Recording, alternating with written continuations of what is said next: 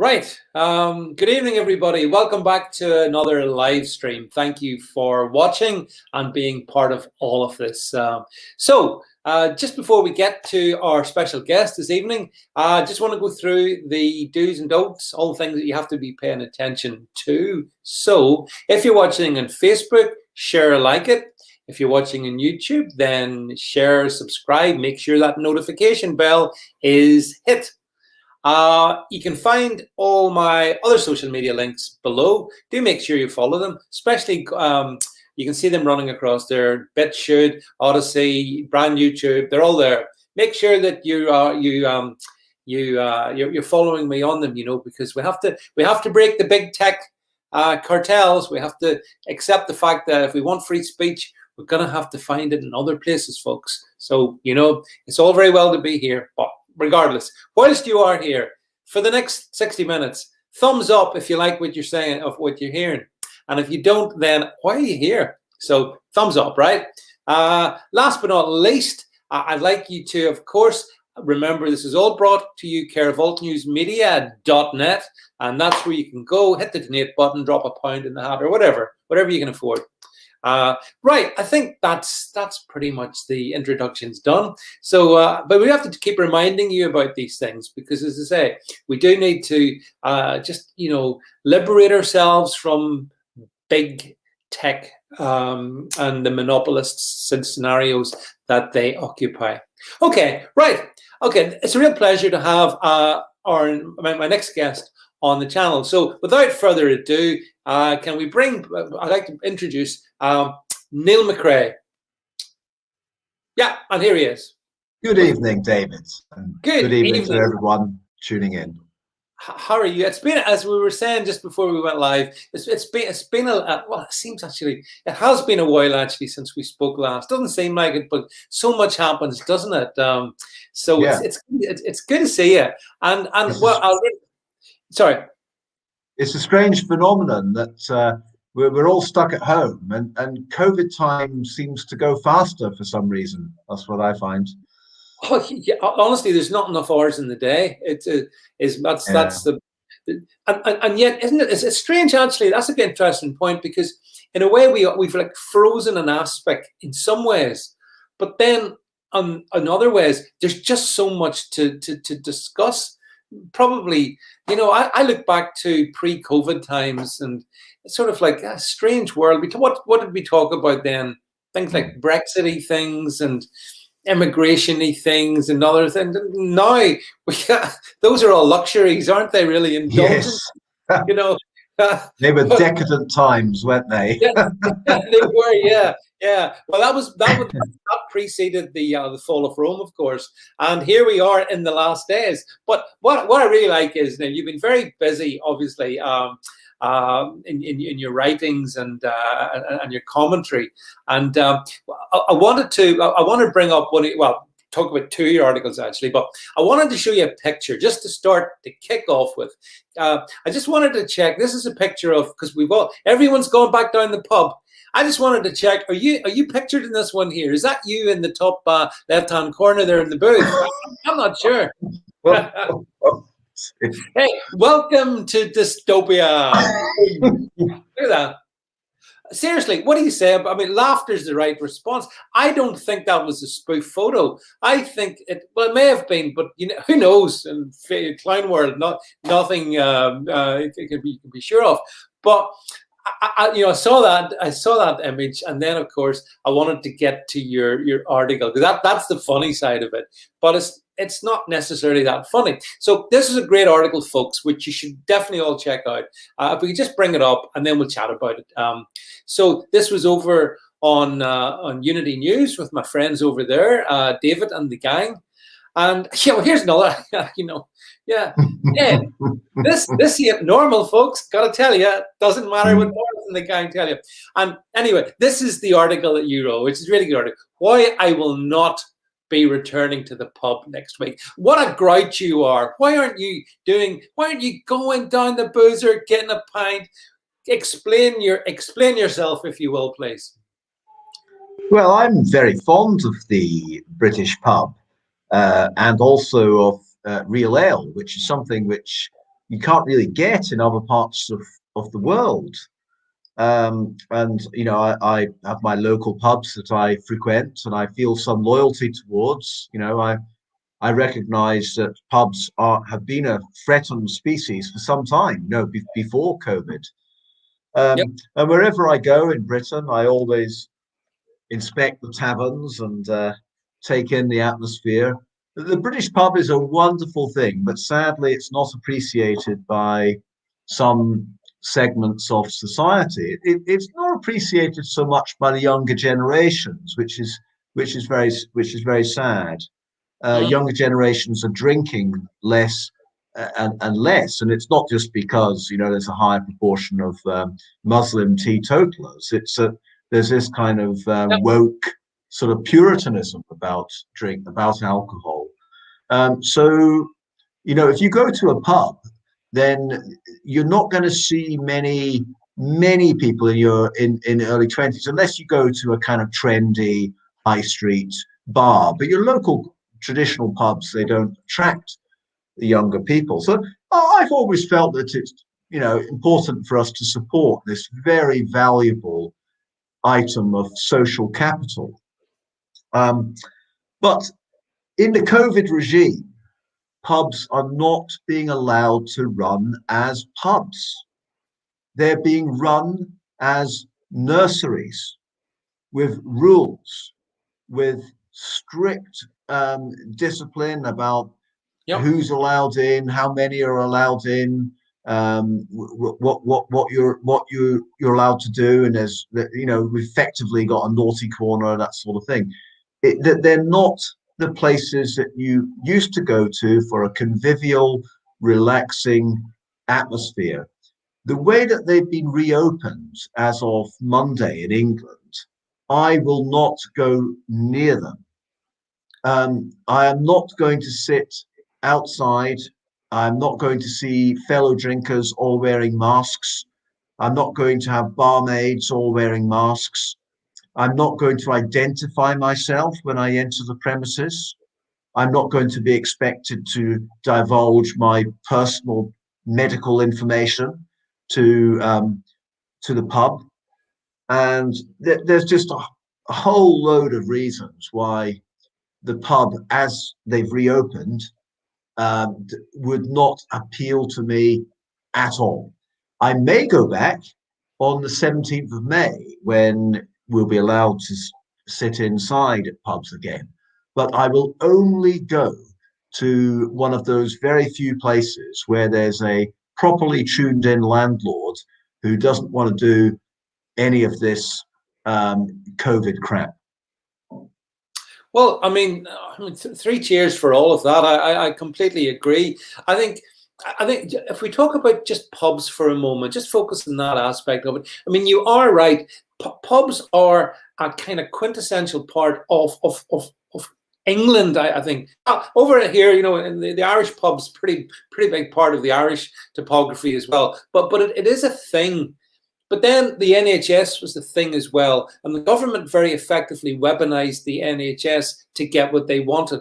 And so for me, one of the things here is that the way the English pubs are being reopened, it's like the government's, I'm sure their advisors have understand the attraction of the pub.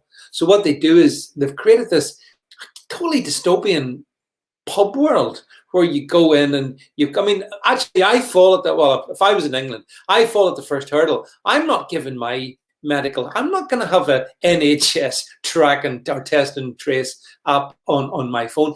Am I right in thinking you've got that? Do you have to have that on your phone to get in or not? What's the story in that? Okay, so if you look at the area where I live, a place called Carshalton on the southwest fringes of Yep. London, and Yep. there are still numerous traditional pubs, and the average age of the customers is probably in the 60s or higher. And what I think is interesting about the pub scene, the traditional pub scene, is I've noticed, I've observed that over the last 10, 20 years or so, there are not many of these locals who stay till the bell clangs at 20 to 11. They tend to drink in most numbers. They tend to drink in a sort of 5 to 7 p.m., that kind of window. So one of my local pubs that I have been, a loyal customer of for some time. Yeah. Occasionally, I've gone there for a drink at 8 o'clock in the evening, and I'm just about the only person there. Right. So the time of drinking has changed. So that, and I want to emphasize here that I'm not talking about all pubs. Obviously there are all these trendy pubs, gastro pubs. There's pubs in busy high streets and that sort of thing where they are busy. They've got maybe late licenses to 12, 1, 2 in the morning. I'm talking about the local traditional pubs. They're a threatened species. Oh yeah, yeah. They really are, and this was true before COVID. But the important thing, David, is that the government doesn't like pubs. No. They don't like pubs at all.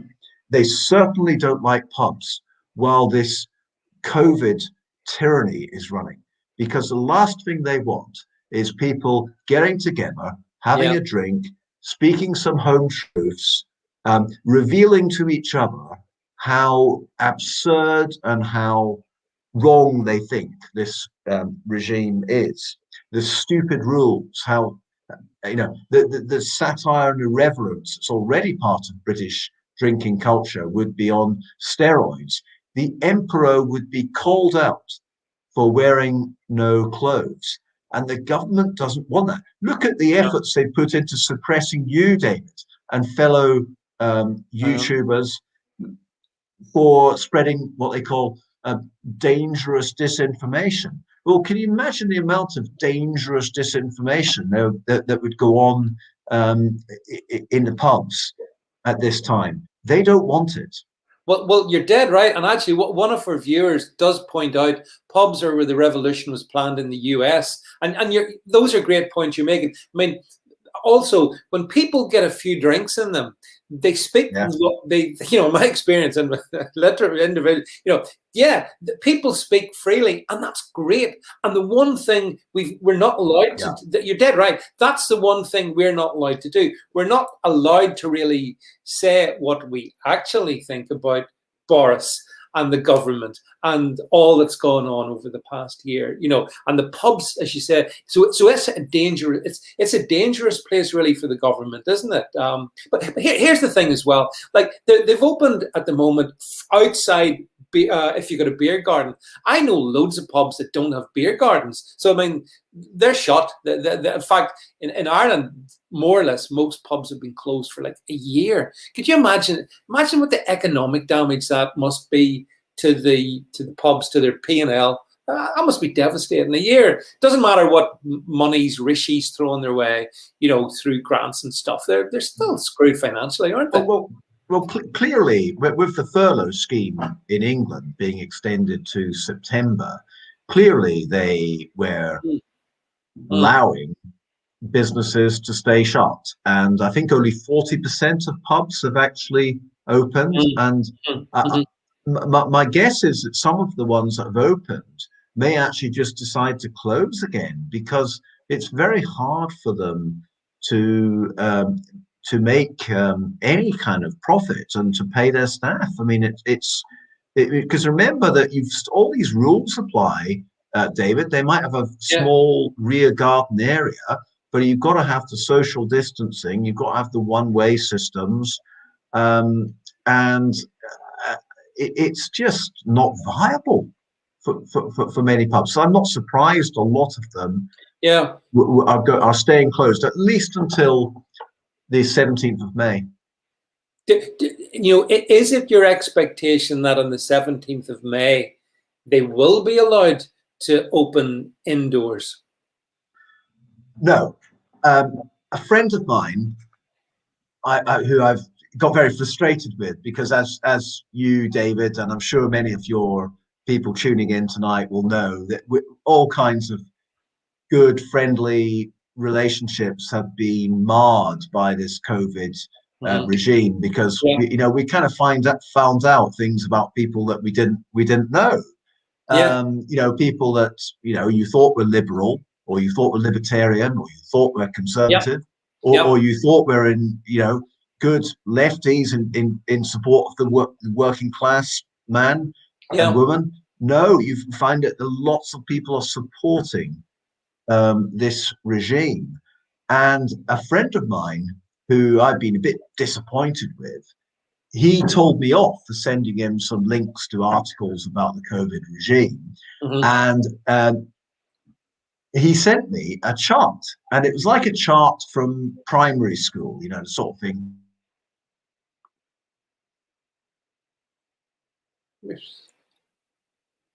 Okay.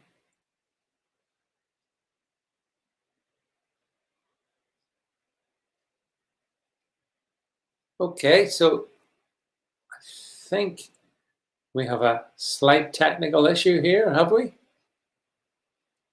That was going too well. Right, hang on. Yeah, so I think Niall has frozen on screen. So I think while Niall on freezes, which should happen shortly, I'll just I'll speak to you directly. I can do that, can't we? So but there has been this. The point Neil makes is a good one. This whole COVID thing has divided people up. Friends, family. It's been so divisive. And I guess ultimately, you fall on one side of the other. It's very hard to find a kind of a middle ground. I mean, I guess people like me and Neil and most of you, we are on the side that sees this as being a removal of our liberty and just not acceptable. And there's others out there who have been so scared. Number one, that group, they're so scared that they're just gonna they've bought into it, and they're going 100% all the way down the line with Boris. We trust Boris. By the way, I put up a video about another one today. I hope you watched that one. They trust Boris, and they believe Boris. And they think that, if they follow the rules, if they're good model citizens, then that's fine. And this cuts across the political divide, as Neil was saying there. You have people who are left and right, and we now have common ground. Whereas I've got friends on the right that I'm now separated from. I think Neil's back. Hello, you're back. Sorry about that. Gremlins in the works. That'll be the Russians. Don't worry about that there. So you were making a good point there. So see if you can. Sorry, folks. I just meant to say, this friend of mine sent me this chart, a sort of coloured chart, and it had 5 stages of the release from lockdown relating to drinking. And the first one was 6 people allowed to sit in a park, something like that. And the second one was the 12th of April, when the pub gardens open, and then the 17th of May, of course, when the pubs are open inside again. And he sent me this a few weeks ago, and I thought it's a bit pathetic, really, that we're celebrating being able to do things which should be our inalienable rights, really.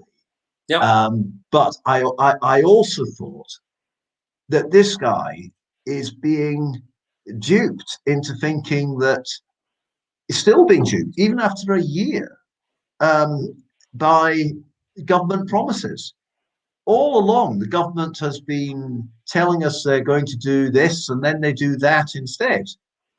Now, the this that they promise is something that they need to keep us on board. But the that is what's already planned, and I think was planned from the outset. And I think what the governments around the world are being told is that there needs to be another lockdown. And of course, already we have lockdowns in France and Italy that have recently been reinstated. If you look at the COVID figures, now I don't believe any of the data that you get from the United Nations governments on COVID. It's all based on testing, and this virus still hasn't really been isolated. But if you take the figures that they present, then it's clear that there is another surge in cases in Europe, and you can guarantee that that will come here, yeah, and that will be used to go back on some of the promises for releasing us from lockdown. So yeah. I would predict, I may be made to look an idiot in a few weeks' time, but I would predict that there is going to be another lockdown, and it's not going to wait until October, as many people are predicting. No, they're going to lock down much sooner, because they need to do that to continue with the underlying agenda. And the underlying agenda is that they need everyone, or 95% of people, vaccinated. They need 95% of people on the vaccine passports. And this is the priority at the moment. Not, they'll tease us with things. You can go back to Primark, you can go back to the pub, you can go back to the church, but they'll take them away very soon. Just about everyone I've spoken to in the past number of days has said the same thing. They all believe that the next lockdown is coming, and it's really not very far away. Yeah. Initially, going back maybe a couple of months, I thought, right, we'll get out of jail maybe a wee bit in the summer, and then bang, it'll come in September. I don't think that anymore. I think that the steps are very carefully planned to make sure that we're going to be locked down in the summer. And it has to be the magical new variant. Maybe it'll be the South African variant, the super lethal one from South Africa, which AstraZeneca jabs are oddly not very efficacious against. It might be that. But, somebody says in the stream, by the way, but here's one for you. Like, you're talking about this as in a global context, and I completely get that. But I see there's someone on the stream here, find them, someone from America, a Brit living in America, and they're saying that in America, in the US, the pubs are open indoors. Most definitely in Florida, I think Texas, quite 22 states maybe, at least. It's like normal. So how do you reconcile that? How can we have Florida is a great example. I saw a short video of Fort Lauderdale, and I've been there. Maybe you've been there as well. And it looked brilliant because it looked normal. Packed bars, people having fun, no social distancing, no masks. And then I looked at this pathetic sham, which you've rightly written about, Niall, and I thought, how is the UK fallen into this state? Why are we so bad? And how are those US states so good? How's that? Well, the US still has a system where states have a lot of autonomy, and let's not forget that most states in the US are red Republican states. They might have had the election stolen by basement Biden and his globalist crooks, behind the scenes. Well, on YouTube, we can't say that, Niall. No. We have to remember YouTube that election it's the most genuine election I've ever seen. No, you're right, David.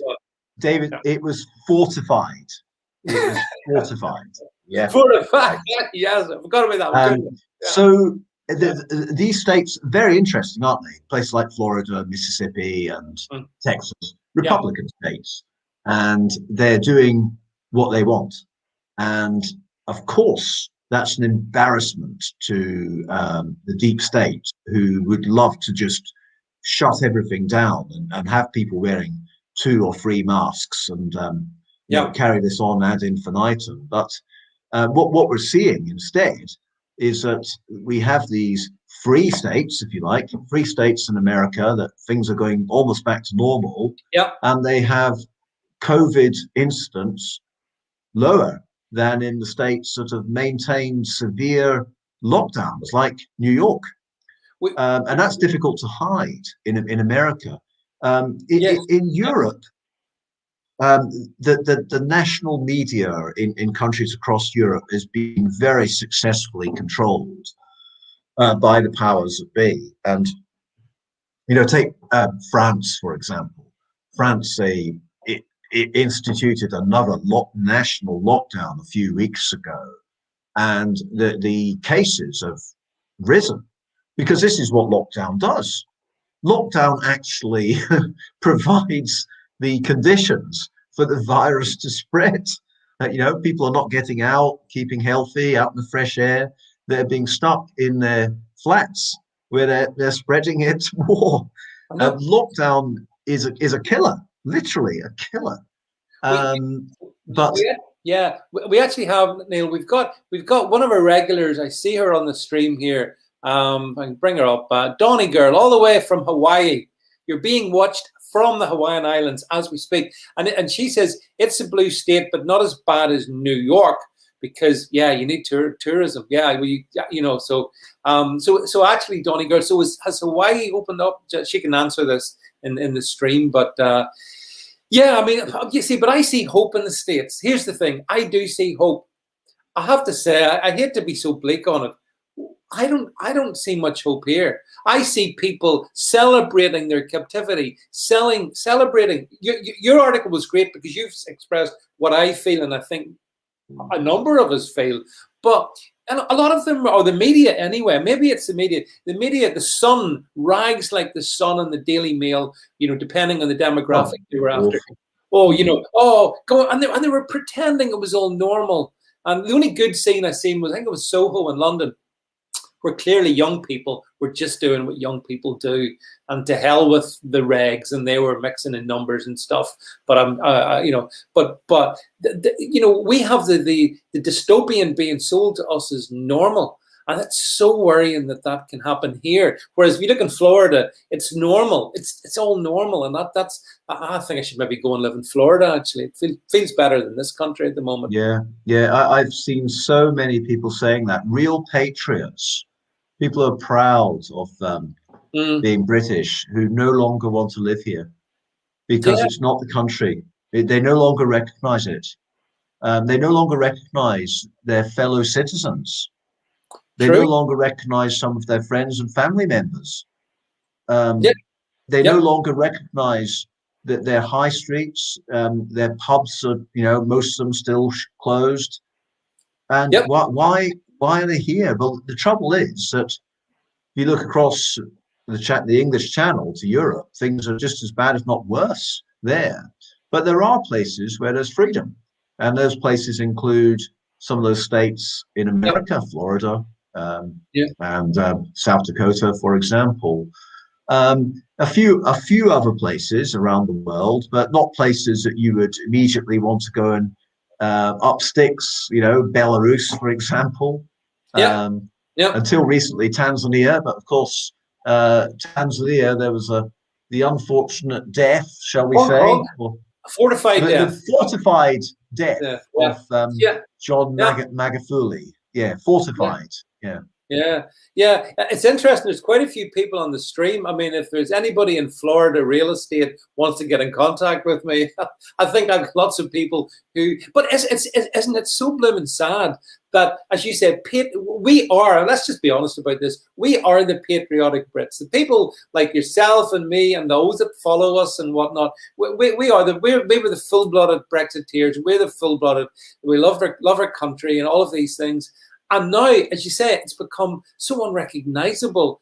And it's so worrying because I don't know how it gets back. I visited a high street earlier today. Most of the shops we're still in lockdown 3 here. My hope is Northern Ireland will never get to lockdown 4 because we're never going to leave lockdown 3, right? It's up the high street. Pretty much all the shops were closed apart from if it's a pharmacy or a bank. So it was Desolation Street. And people out happily, it was a lovely day here today, with their masks on in the sunshine. Some of them young, not all of them old, but so it was a mix. And I just, honestly, I watch it in how do you feel? I watch it in horror when I see these things. Yeah, I look at masked people with disdain now because Yeah. their obedience is prolonging this regime. Yeah. If people had refused to wear masks, enough people simply refused to do it, Yeah. then this regime would not necessarily have been stopped in its tracks, but it would have been a major obstruction, wouldn't it? But when you think what they did, they deliberately did this gradually. So they started it on public transport, and then they moved it into shops. Yeah. And I believe that the reason for masking is nothing to do with the virus at all. I think that any reasonable scientist can see that wearing those disposable light blue masks that generally people wear are absolutely useless against the virons of COVID-19.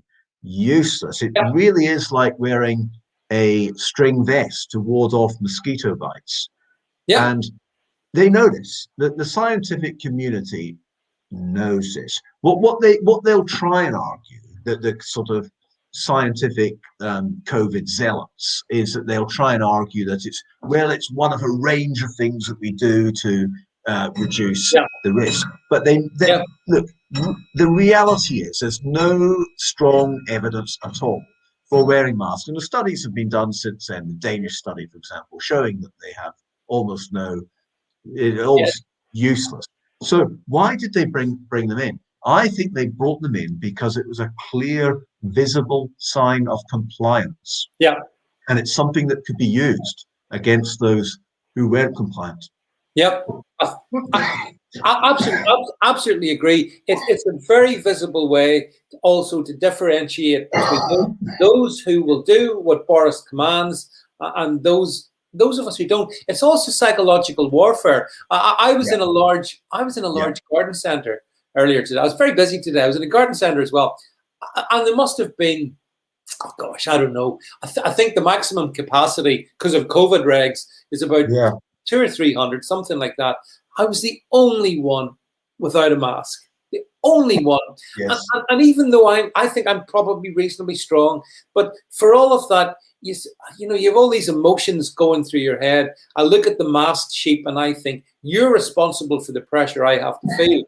And they anger me, Neil. They anger me, but at the same time, you've still got all these choke points when you're going in if you're challenged. All these things. Yeah. So it's really the government's. It's malicious in ways that I've got to be honest, I'd never seen. That they would do this till a percentage of the citizenry, you, me, probably a lot of people who watch this, who won't comply to things we consider to be. Yes. It is. I think it's quite evil the way that behavioral psychology has been used. I mean, it's literally behavioral psychological warfare against citizens. And I would never have imagined that this could happen.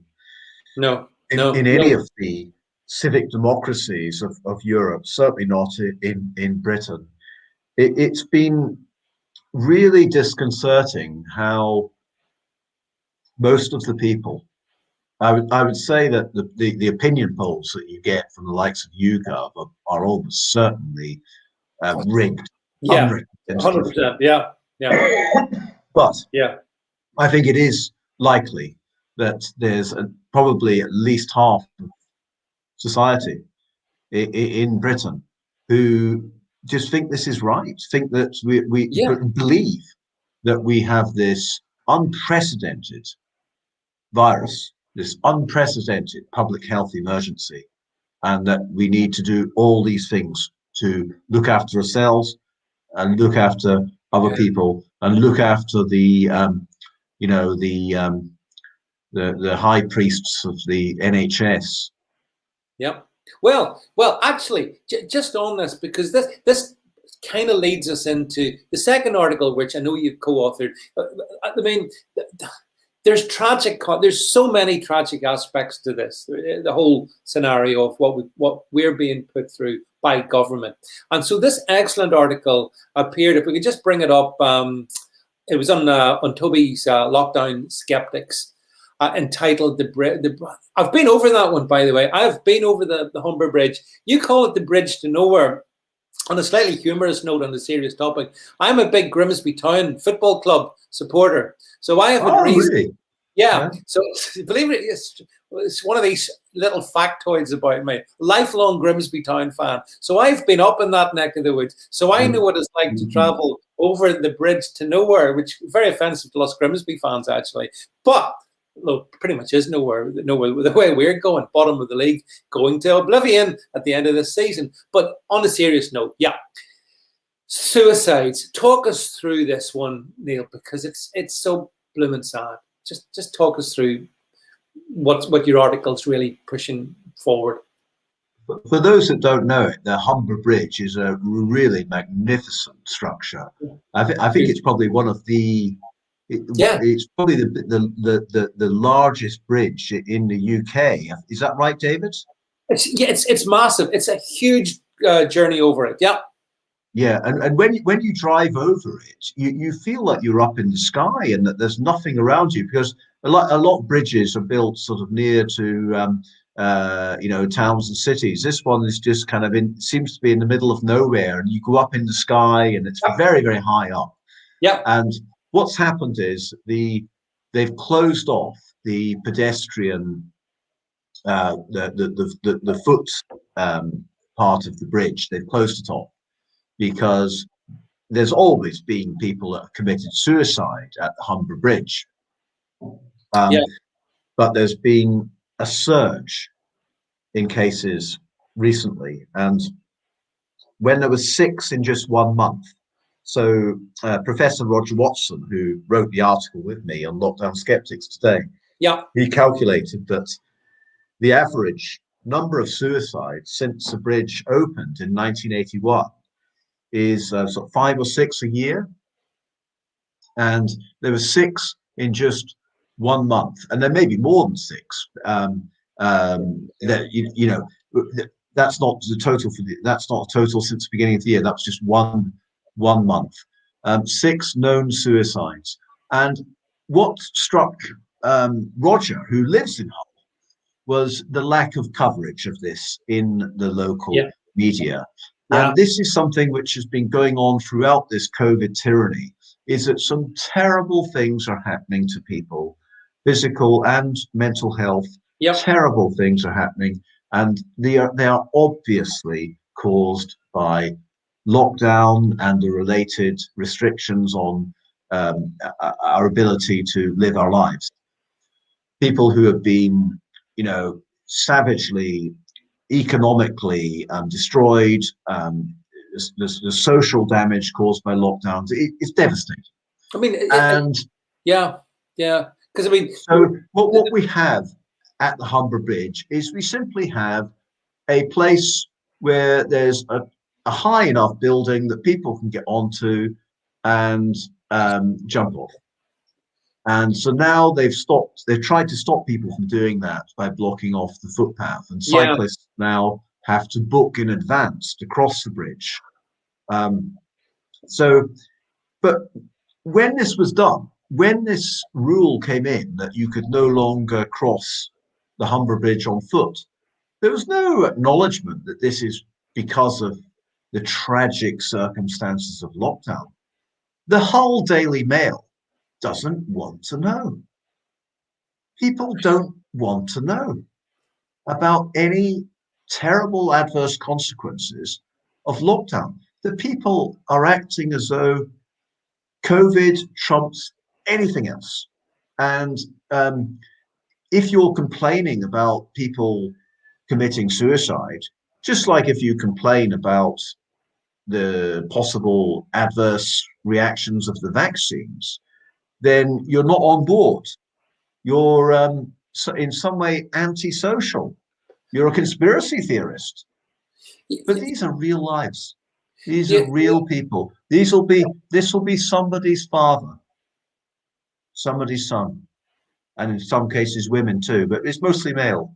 No, I completely agree. I mean, I spoke to someone today, a younger person today, probably in their 20s, early 30s, And one thing they said to me was that if there's another lockdown, and there's going to be, like, they're pretty much almost at the end of their tether, because it can be people we all have different individual family circumstances. People may be living on their own. People have lost their job. There's all kinds of psychological stuff going in people's minds. And what gets someone to the end of to a bridge like that, and the huge, I can still remember the drop, going down. I'm surprised anybody survives it. I see the small number of people survive. I don't know how that can be, but I suppose if anything's possible. But the disturbance that must happen in your mind, you've got to be pushed literally to the edge, to go to the edge. And as you say, media aren't interested because somebody somewhere sneezed in Lincolnshire. It's unbelievable, isn't it? And there are a few more articles now that you see in the media about the mental health toll of COVID. It's usually the toll of COVID rather than something caused by lockdown. But what was very noticeable to me as a mental health researcher was, in fact, just before COVID struck, I was doing some research on media coverage of the so-called mental health crisis in younger people. Now, younger people, adolescents, it's a difficult time in life, and there are always people that have mental health problems. But this was being bigged up by the media for about 10 years or more. Yeah. The mental health crisis in younger people, schools and universities, lots of resources going in. As a university lecturer, I was, it was almost like I was going back to my psychiatric nursing, what I was expected to do with students. Yeah. But the media were shouting loud about this. They cried wolf. They cried wolf because now we have a genuine mental health crisis. And what's happened? What's happened to the media interest? Worse so is what's happened to the mental health professionals, the mental health practitioners. Yeah. Yeah. Why aren't they speaking out? There are a few. There's a few, but it's like the rest of the health professions. They are complicit. They haven't exercised their duty of care. They haven't spoken out because their job, their career is more important than people jumping off the Humber Bridge. Yeah, yeah, and that's pretty much, where Britain is in April 2021. We have, but so much of it flows from the fact, the auspices of the government and the fear that it's put in those. For example, I know people in the NHS who are good people and who see things exactly for what they are, and they know the minute they speak out, if they, and some of them do, but they suffer because of it, and some of them lose their jobs and they've got mortgages and families and all that responsibility. Yeah. And so the malevolence comes from government. Like even today, Neil, we had the casual assertion, oh yeah, we've discovered that 23% of so-called COVID deaths aren't COVID deaths. And I checked the BBC news portal, and it didn't cover it. What? So what? So that's only about, I think that's about 30. That's about 40,000 people knocked off the 150,000 death toll. And here in Northern Ireland, by the way, even more entertainingly, it's 38%. And by the way, I'm not sure I believe those figures either, but this is YouTube. No. I mean, if you're a real skeptic, if you're really following what's going on here, then that 25% is a small admission. Yeah.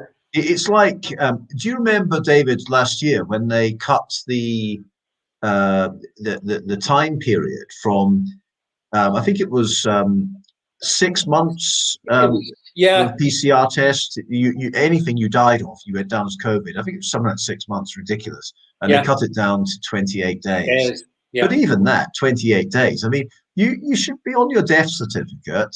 The cause of death should be what you actually died of, not whether you had a PCR test, which of course is entirely dubious anyway.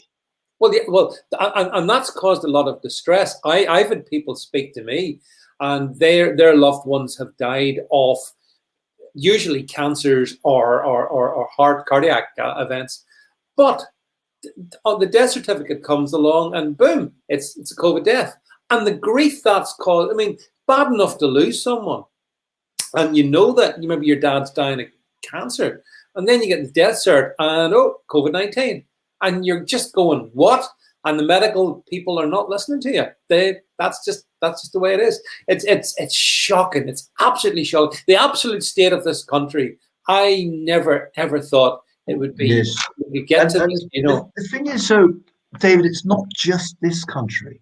I mean, we should be concerned first and foremost with what's going on here in the UK. Of course we will be. And we might take an interest in what's going on in Ireland as well. But this is going on across the world. Yeah, global. And you can see the same language. It's like the same script is being used wherever you go. Now, here, just one example of this is Jonathan Van Tan, the government's medical advisor. Yeah. When it became clear that the AstraZeneca vaccines were getting too much of a bad press and they were being sort of banned or withheld from use, certain age groups in countries all around the world, Jonathan Van Tan said that they're going to have a course correction, as if you're like sailing, you know, I think he made the analogy himself. If you're sailing, you know, there's different ways you go depending on the wind and that sort of thing. Yeah. But you still go to the same, you're still ending up with the same destination, but a course correction. And that same phrase, which is an unusual phrase, it's not something that we would, you know, every day think of. That same phrase was used the same day in Australia about something else. But it's about COVID, but about something else. Yeah. So you can see how stock phrases are being used, that they've worked out the behavioral psychology, because not just in Britain that we've got behavioral psychology. This is a global project of changing the way people see things. You're absolutely right.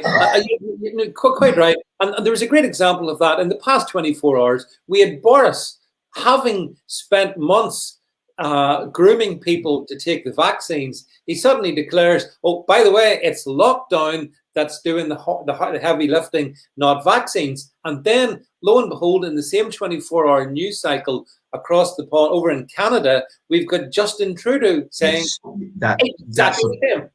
That's an even better example that you've just given. And of course, Boris Johnson's comments yesterday caused some concern. Yes. Caused some uproar even, because, you know, people were sold the vaccine as the passport to freedom. And wait a minute, here's Boris Johnson saying that it was lockdown that reduced the instance of COVID. Not the vaccine. Of course, you and I know, David, that neither lockdown nor these so-called vaccines are the answer. But people were sold that, and you know, we've got a vast number of people given these vaccines, AstraZeneca or Pfizer, in Britain, and people took these vaccines. Mostly, they were thinking that it was something they should do, something that you know would possibly prevent them from getting seriously ill, but also might protect others. People did it in good faith. I think they were very wrong. I don't think they were in a position of making informed consent. They weren't told, or they didn't look enough to see that these interventions are part of an experimental trial that run for another 2 years or so. But you know, I think people mostly did it in good faith, and now they see Boris pulling the rug from underneath them.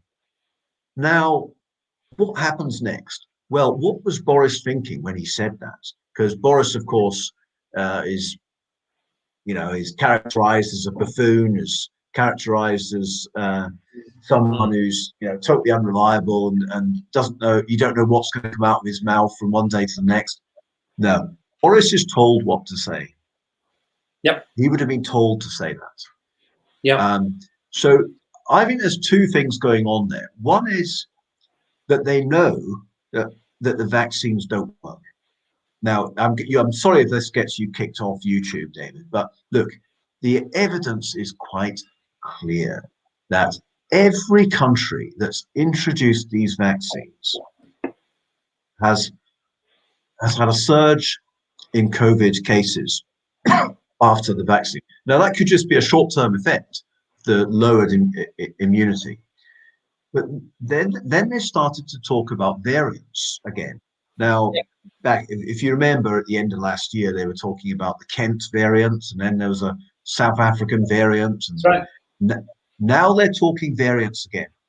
They're talking variants again, and I think there's an admission there, or I think that it's an unsustainable thing to say that the vaccines are wholly effective when they clearly are not.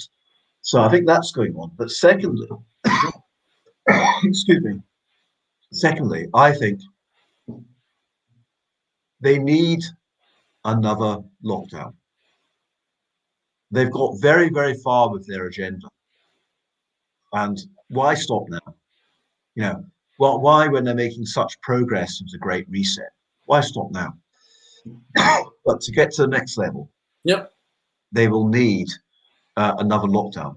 And what the next lockdown will do is it will be a very, very strong message to any refuseniks out there that you may still not be compelled to take the vaccine, but it will be made very clear that you're an antisocial danger, you're a biohazard, and that you should be stopped from going anywhere.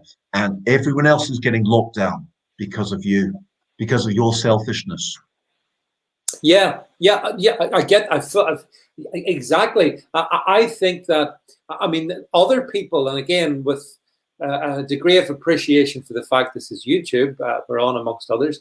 You know, if, for example, there was to be a resurgence of virus for whatever reason, I think the people who are going to be blamed for it, it's not going to be the manufacturers, because anyway, they've got indemnity, but it's going to be us. It's absolutely going to be us.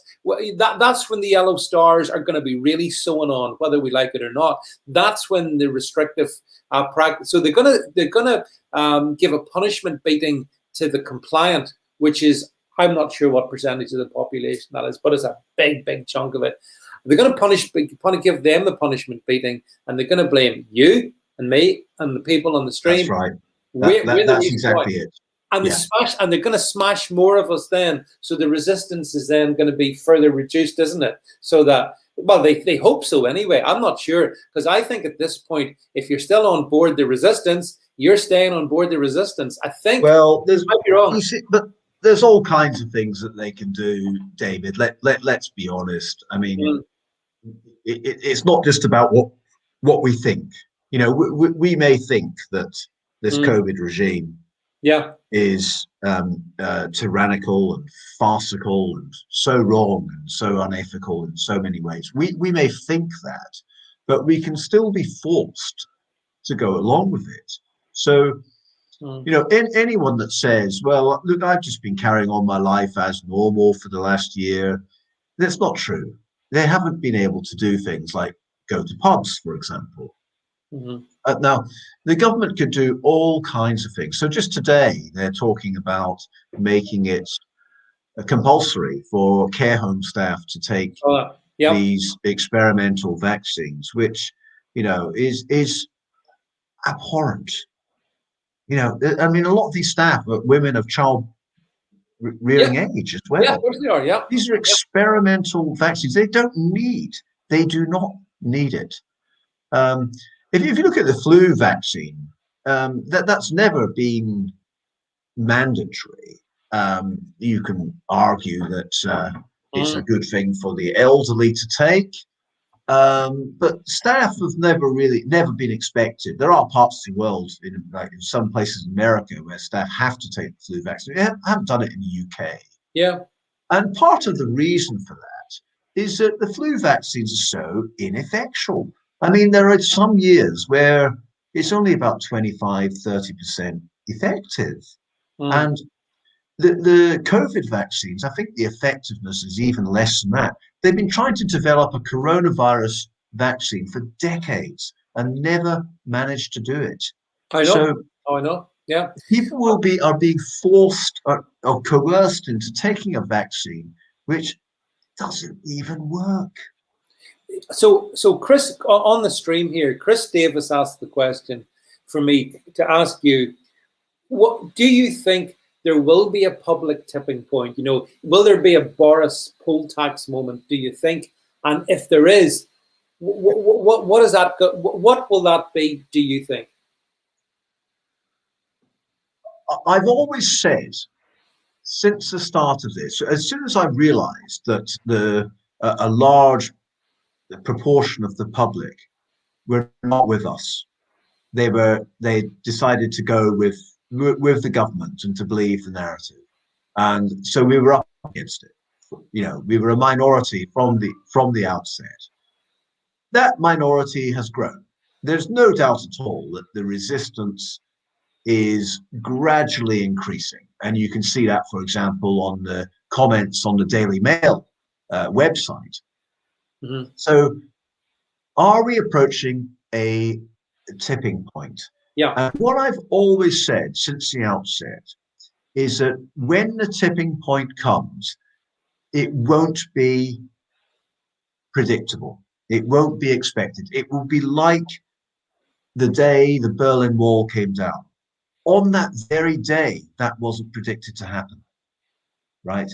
And I think that this is what's going to happen with COVID. I think there'll be somewhere in the world, in Europe, maybe, hopefully, in the UK, where where something major will happen that will turn the people against the regime.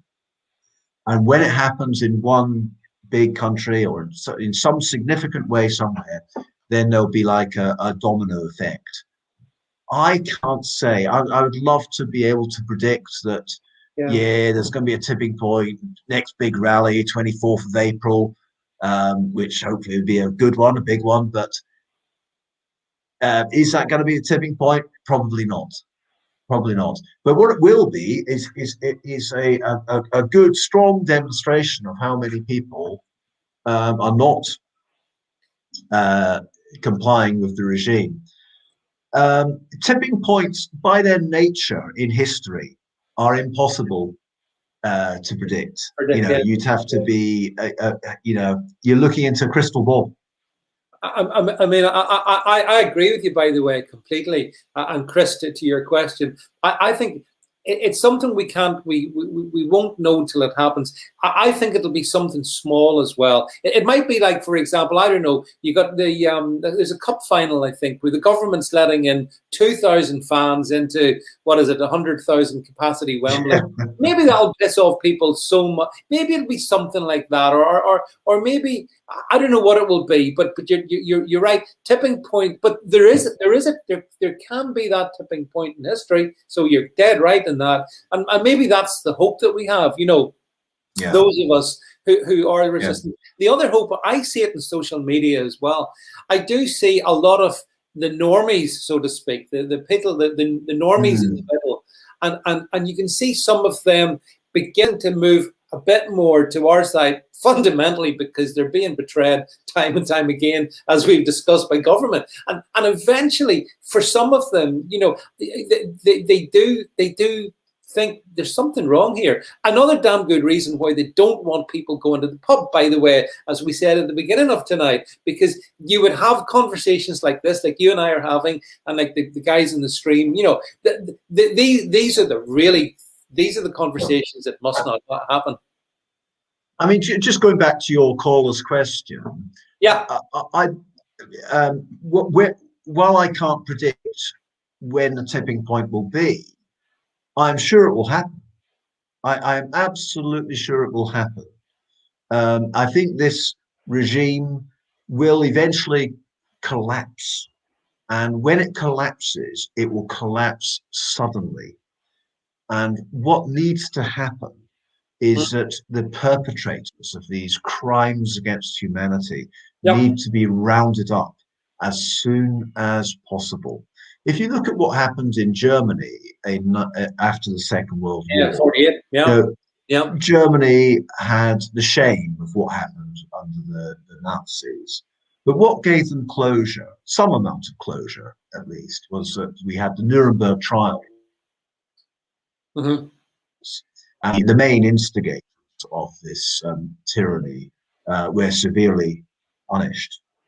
Oh And I yeah. think this is what's going to have to happen is that, and let's be clear, the people running the show at the moment know that if they take the foot off the pedal, if unless they keep going with this, they can't just sit back because people will come onto them. There'll be a wave of vengeance, and they're determined to keep their power, keep the momentum going. But if we get that tipping point, if the people do revolt and overturn this tyranny, then there will need to be swift justice so that we can show our children and grandchildren that people that do very evil things get the consequences of their actions. Well, there's no more I need add to that other than completely to agree with you in that one. And the sooner Nuremberg 2 comes, the better. I think Matt Hancock might find it hard getting a character witness, but nonetheless, there are always these things that we can hopefully see happen, because just as we've talked about the COVID tyranny is a global thing. I think the resistance is also a global thing. I saw a statistic. We're going to finish shortly, but just a couple of quick things. I did see a statistic that in the States, something like about 40% or a big chunk of people serving in uniform in the States had refused the vaccines. These guys didn't want it. So there's always hope, isn't it? I don't like to leave people despondent thinking it's all over. Well, there's a very large proportion of the Black and Asian communities in London and other cities in England where there's a distrust of the vaccine. Yes. And yeah. I think this is going to be a big problem for the government. A lot of those people work in the public sector. A lot of them work in care homes. Yep. And I hope that